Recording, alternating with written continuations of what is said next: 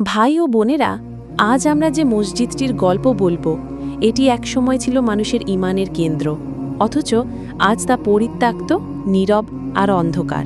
ইতিহাস বলে এই মসজিদে প্রতিদিন 5 ওয়াক্ত নামাজে সারি সারি মুসল্লি দাঁড়াত।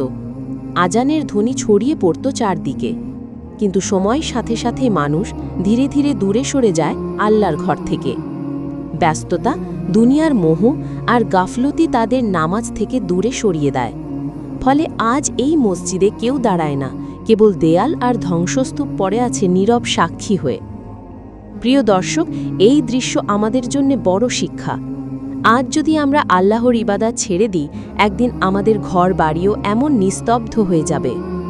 কবর হবে আমাদের শেষ ঠিকানা। সেখানে কেউ থাকবে না আমাদের সাথে, শুধু আমল থাকবে। তাই আসুন আজ থেকেই নামাজে ফিরে আসি, আল্লাহর ঘরকে। ভাই বোন, তুমি কোনো দরজাটি পেতে চাও? তোমার আমলি ঠিক করবে কোনো দরজা খুলবে তোমার জন্য। চলো আজ থেকেই নিজেকে প্রস্তুত করি জান্নাতের একটি দরজার জন্য।